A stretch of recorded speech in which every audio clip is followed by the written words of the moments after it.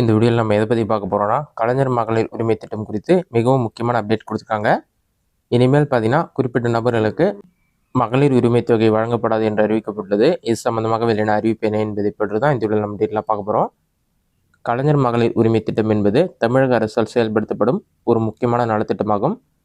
2023ஆம் ஆண்டில் முதல்வர் மு.க. ஸ்டாலின் இந்த திட்டத்தை தொடங்கி வைத்தார். இதன் மூலம் பார்த்தீங்கன்னா கோடிக்கணக்கான பெண்கள் பயனடைந்து வருகின்றனர். ஒவ்வொரு மாதமும் 15ஆம் தேதி ரூபாய் 1000 பணம் வங்கிக் கணக்கில் செலுத்தப்பட்டு வருகிறது. அதே சமயம் தகுதியான விடுபட்ட பெண்களுக்கும் உரிமை தொகை வழங்கப்படும் என கடந்த சட்டசபை கூட்டத்தில் முதல்வர் மு.க. ஸ்டாலின் அவர்கள் அறிவித்திருந்தார். இதனைத் தொடர்ந்து மகளிர் உரிமை திட்ட விரிவாக்க தொடங்கியது.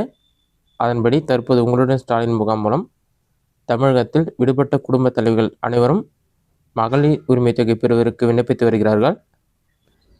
குடும்ப தலைவி மட்டுமே இந்த திட்டத்திற்கு விண்ணப்பிக்க வேண்டியதில்லை என்றும், ஒரு குடும்பத்தில் தாய் இறந்துவிட்ட நிலையில் அந்த குடும்பத்தில் இருக்கும் 21 வயதுக்கு மேற்பட்ட பெண்கள் இதற்கு விண்ணப்பிக்கலாம் என்றும் கூறப்பட்டது.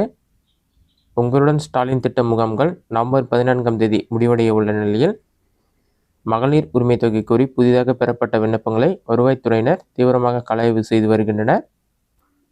அதில் குடும்ப வருமானம் உள்ளிட்ட தகவலை மறைத்து விண்ணப்பித்தவர்களின் விண்ணப்பம் நிராகரிக்கப்படும் என்றும், அண்மையில் அரசு பணியில் சேர்ந்தவர்களின் குடும்பத்தினர் விண்ணப்பித்திருந்தால் அவர்களுக்கும் 1000 ரூபாய் கிடைக்காது.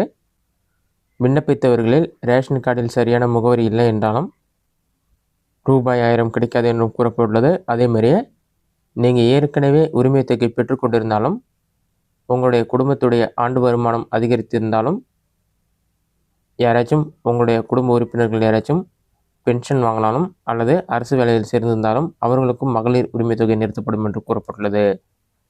இதுதான் மகளிர் உரிமை திட்டம் குறித்து வெளியிட முக்கிய அப்டேட். இந்த வீடியோ உங்களுக்கு யூஸ்ஃபுல்லாக நினைக்கிறேன். இந்த வீடியோ பிடிச்சிருந்த லைக் பண்ணுங்கள். வேறு டவுட் எதுனா கமெண்ட் பாக்ஸில் கமெண்ட் பண்ணுங்கள்.